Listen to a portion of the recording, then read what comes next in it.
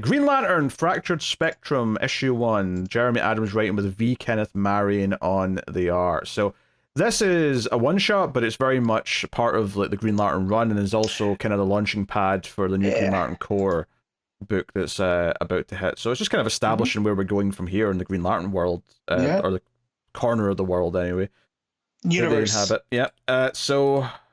Yeah. And the Grey Lantern, or Sorrow. Sorrow. If we're going with the name, but I think Grey Lantern works just as well.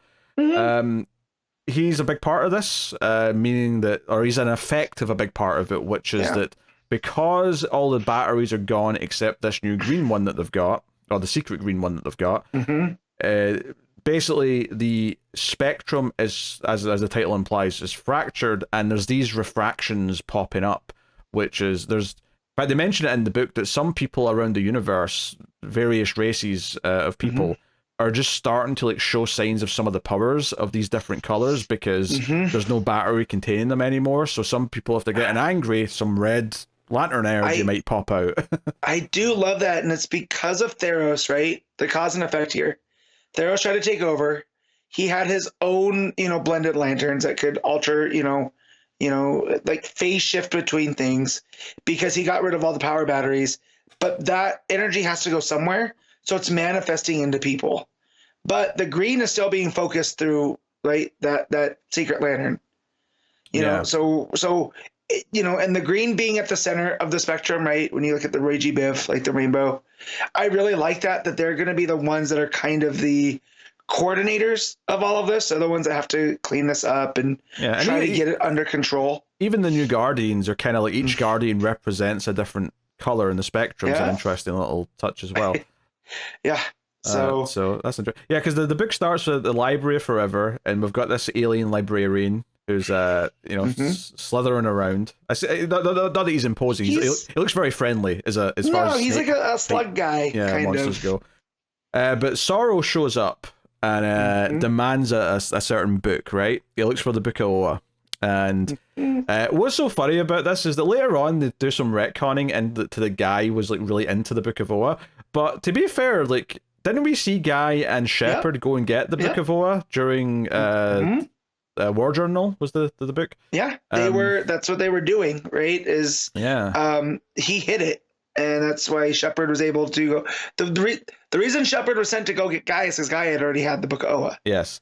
So that's actually feeding into some stuff here, and more specifically, it's feeding into the fact that when we first see Sorrow after we get a bunch of just regular Green Lantern stuff, it's because Sorrow's beating up Guy because he went to get the Book of Oa from Guy's place, which everyone rightfully, probably one of my favorite moments of the book is when Guy says he's not an idiot, and then every other Green Lantern in the room looks at him like, yes you are, Guy. I knew that look was going to be your, and he even goes, most of the time, he's a useful idiot, right? And I mean that not in the sinister kind of term. This version of Guy Gardner of the last 10, 15 years is his heart's in the right place, but he's rough around the edges. Yeah. And here, his obsession with the Book of Oa and his kind of rebel attitude, wanting to know where all this stuff's coming from and finding out that every time that there's this big event, the book gets rewritten. And so this version that he has is kind of the first draft. There's things in there that we haven't known. Yeah, he's been trying to backdate the original book and like figure out what was there originally, what's been changed. And he finds out that there used to be a book for each color, right? There was a Book of Oa for each color of the spectrum. So that's interesting. And he also says that one of the reasons why the Grey Lantern wants the Book of Oa, or what he's theorizing he wants the Book of Oa for, is that there's plans in that original Book of Oa that he's kind of like translated and put together for how to build a power battery. And therefore, okay, what can he do with a power battery? Especially if they build one for Sorrow. They're going to build one that kind of channels Sorrow. Yeah, because if all this fractured energy ends up going through somewhere, it's going to fracture things even more. Yeah. So they basically say that not only will, I mean, obviously the obvious effect is that it'll make everyone feel sorrow, right? That feeling will go throughout the universe. But what's worse is, and we see at the end, actually, the librarian that they forced to help him is dead and has all these like gray, like kind of like spikes going through him. So So this character, like, obviously he's been this, like, oh, Carol dumped him and he kind of got really sorrowful and turned into this. But this feels like the first time that he's really started to, like, kill beings and, like, be like, just outright evil with it. So it's like, hey, this is going to ruin the universe. We have to stop him from building a power battery. So that's what the goal is by the end of the issue. Yeah. Yeah, and I enjoyed, them, like, so they've transported the power battery from Earth to Oa. Which someone does question here, like it's the Jadestone. Yeah, the robot, the Mazel robot says, "Hey, is it a good idea like putting it here? Because now people will try and attack it." And Hal says, "Well, that's the point. Is that it's like a symbol. It's like saying, hey, we're back. We're in charge.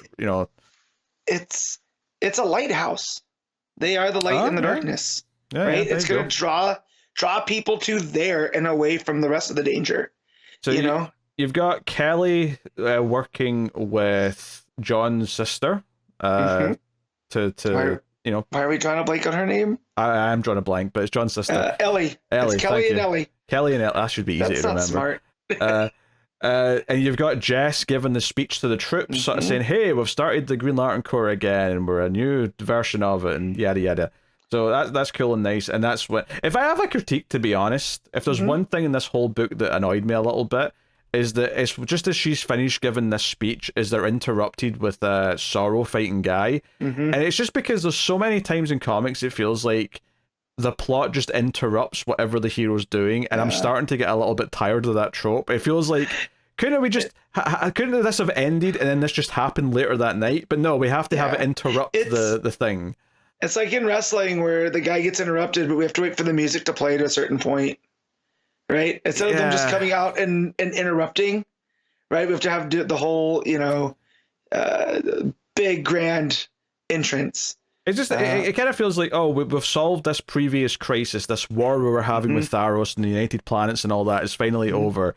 And then the new thing interrupts the celebration. And it just kind of feels like, can we at least imply like a week apiece? I'm not saying I need to read about it. I'm not saying we have to actually tell a story about the week apiece, but just imply that there's a bit of time before the next thing props up, please. Yeah. It's been a bit quiet. That's why Guy was able to, get into his book fashioning, that would be something more believable. Yeah, if some time had passed, it'd be more believable that he's been doing all this research. And honestly, you expect me to believe that Guy can read? I'm having a hard time, like, really believing that. Hey, he went to the University of Michigan, okay? Sure, it was to play football, but he went to college. All right. I just wanted to make my joke. I wasn't being serious. I know. And I gotta stand up for my dude. But yeah, dude, I love the gray, right? Which is, it's not the absence of color, right? But it's up against the green. Just the way that when they bust through, the way that the pages split, Well, what's funny about grey? So grey is the absence of color technically, but so is white and black. So like, because people, I mean, don't get me wrong. Like some people are really anal when you talk about colors and you say white and black, and you say, well, technically white and black aren't colors. Like, yes, technically on a scientific level they're not, but for the sake of art they are, right? Yeah. But technically you've got a color scale, and then separately there's a gray scale, because all shades of gray are lacking color. That's kind of the point.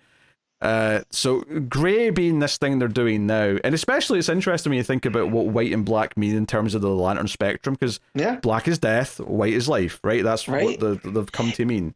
And sorrow is like a lamenting of death and life, right? So it is like, what a word to use, Matt. Very good. Lamenting.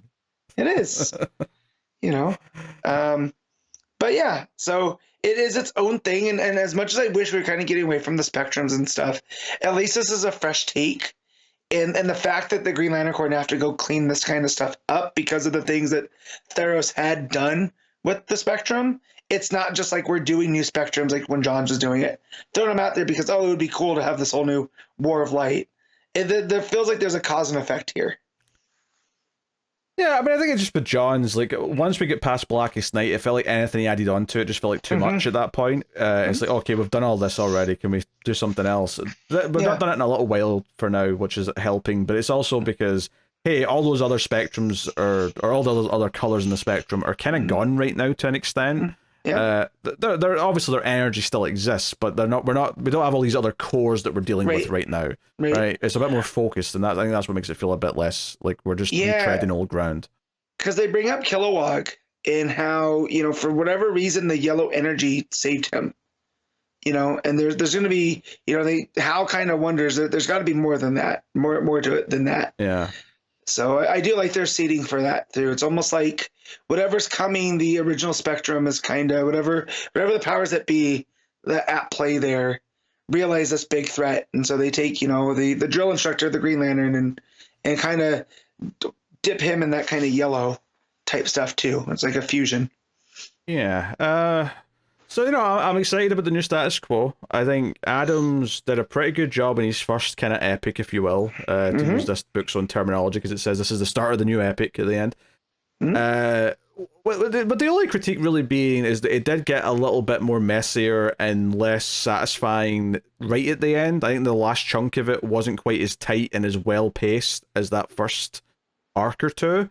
So it would be nice if that's maybe the thing that he improves on here in his second kind of long form story, is that if all the conclusion stuff can really hit it, you know, really hit that satisfying mark. I don't think it's the end of the world if it doesn't, because I still enjoyed that first epic even without like the ending being completely 100% satisfying, because everything it was playing with was still interesting and enjoyable to read as a Green Lantern fan. But if that's the thing, that if he can nail this in the second big story, is if like all the big final climax fights and all that can all feel like they slot into place. Because we were joking about how there's Staros and Varan and Varus and whatever the two names were, and it was getting very confusing and the things were jumping around a lot. I think maybe having the second book to do some of the other characters will probably help, I would suspect. Yeah. So, and hopefully Carol's back as well, because she's not in this special. They mentioned that she's with the Justice League right now, but I hope that doesn't mean that she's just gone from Green Lantern proper. Yeah. It would be nice for her and Hal to still interact, so. Yeah, and there were some seeds thrown in the last Green Lantern issue about the Zamorons. Yes. And the Star Sapphire and all that type of stuff too. So I'm sure that'll play into their greater story. Yeah, because all the avatars of the various colors are probably going to be at play in some way, so. Yeah. So, all right, what are you giving the Fractured Spectrum special? I'm going to go 8.5. Oh, I'll just go the 8. I think, you know, we never really talk about the art. I think the art's fine. You know, it's pretty house style, and that's both good and bad. It's good in the sense that it's not bad, but it's bad in the sense that it's not special.